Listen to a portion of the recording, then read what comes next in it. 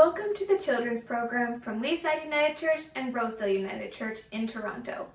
And also, as today is the 14th, Happy Valentine's Day! Today we're going to talk about Jesus on the mountain and what transfiguration means. We're going to do a mindfulness activity, learn about the story, and do a craft. Let's get started.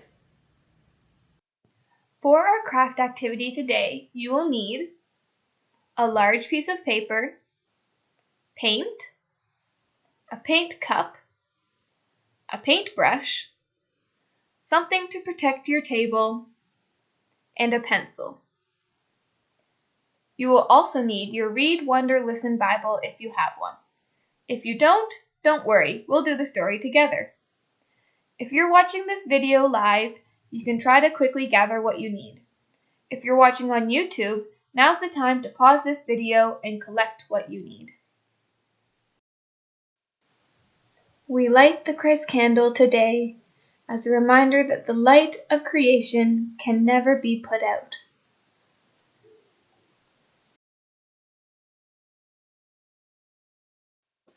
We are going to start with a mindfulness activity. Mindfulness is noticing the things around you and how your body feels in the moment. For today's activity, we're going to climb a mountain, just like Jesus does in today's story. So we begin to march on our mountain. Partway up, we pause. What do you see on your mountain? Notice something in your surroundings. For me, I notice the red on this wall beside me. What do you notice in your surroundings? Let's keep going. And as we're climbing, a breeze goes by on our face. And what do you smell on that breeze? What do you smell in your surroundings? I can smell lunch cooking. All right, we're almost there, so we have to go faster. Almost to the top. Keep going, keep going, keep going. And we made it! We're at the top of the mountain. Now notice, what does your body feel like? Is your breath going a little shallow? Are your legs tired? Can you feel your heart? What do you notice in your body? And now, as we end our mindfulness activity, we take a breath.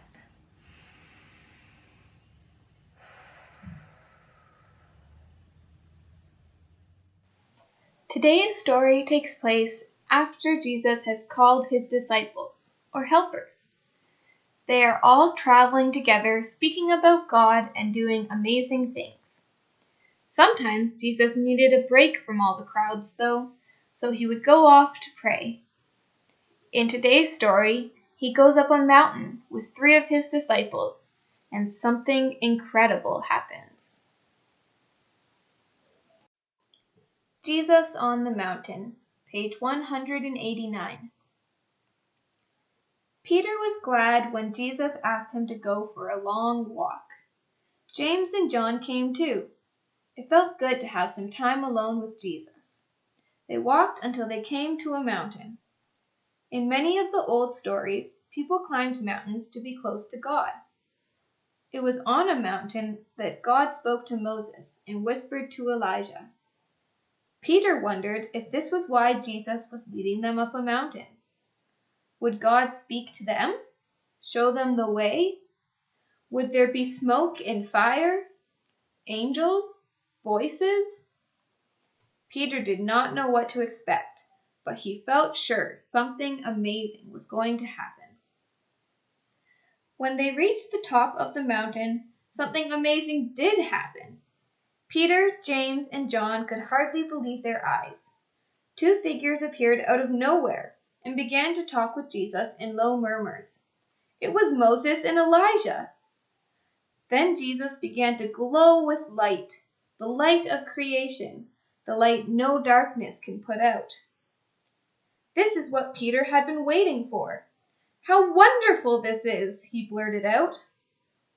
Suddenly, a mist wrapped itself around Peter, James, and John. Peter could see nothing, He could hardly tell up from down. Then a voice spoke familiar words.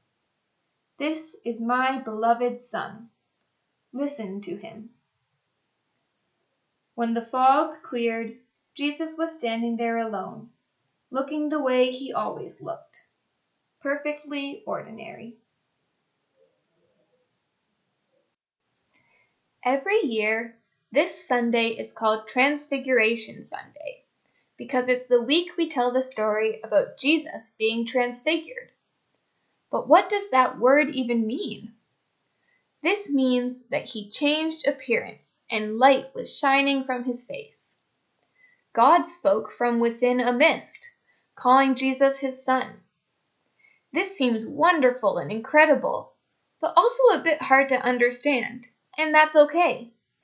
But this amazing moment showed Jesus' disciples and us that he was more than just a man. He is also the Son of God, and the light of God's love is within him. God also tells the disciples to listen to Jesus. When is a time that you have had to listen carefully? Maybe in class? When getting instructions for an activity? Well, God wanted the disciples to listen carefully too, because Jesus had many important things to say about God and God's love in the world.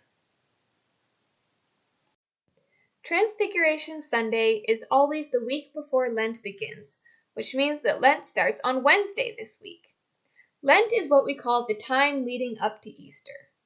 For our craft today, we'll be creating a Lent pathway so that you can follow the path and count down to Easter. To start, we will place our table cover down so that we can paint without getting any on the table. You can ask an adult if you have something to use for this. I'll be using old newspaper.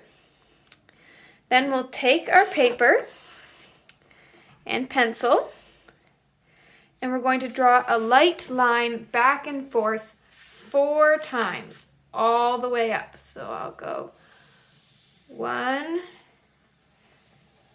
2, 3, 4. This will be where we put the spots on our pathway. We will need to put 41 spots, 40 for Lent and 1 for Easter, so we'll mark them with a pencil first. You can have a grown-up help you if you're still learning to count. A good way to keep track is to put 10 spots on each section of the path, with 1 extra on the end. So I'm doing 10 from here to here.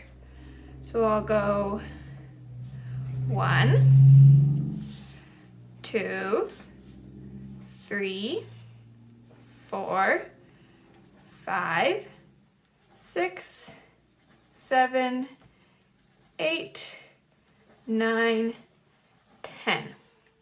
So I've got 10 spots here, and if I keep putting 10 on each section plus 1 at the end, you'll end up with 41. If you're not sure if you've got it quite right, you can always ask an adult to help, because this part is a little tricky.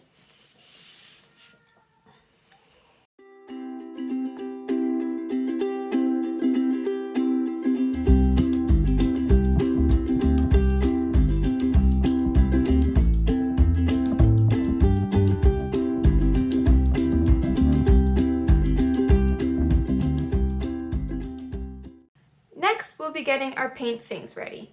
I'll be using these watercolor paints because that's what's in my house, but you might have a different type, like washable paints, and that's perfectly okay.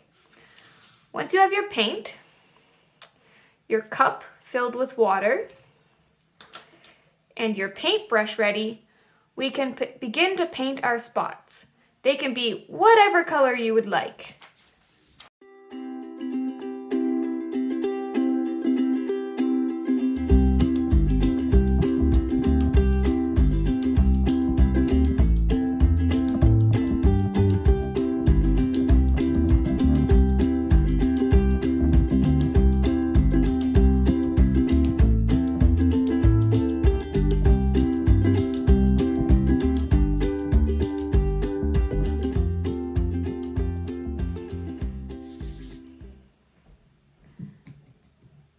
When the spots are finished, you can add other decorations.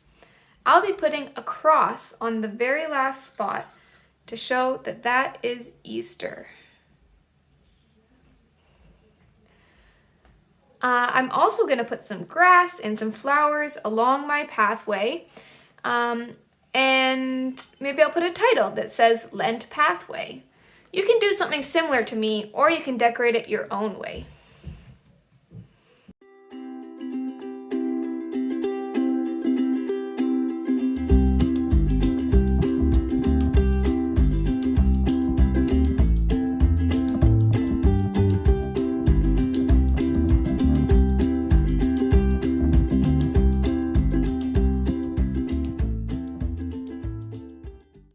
Now your path is complete. Starting Wednesday, you can cross off one spot each day using a marker until you get to Easter. The only tricky bit is you don't cross any off on Sundays, because that is a day of rest. As you cross them off, you can remember Jesus, who was on the path traveling to tell everyone about God's love. As we leave this place today, may we give thanks for the amazing things that God can do, and remember to listen to Jesus' messages about God. See you next week.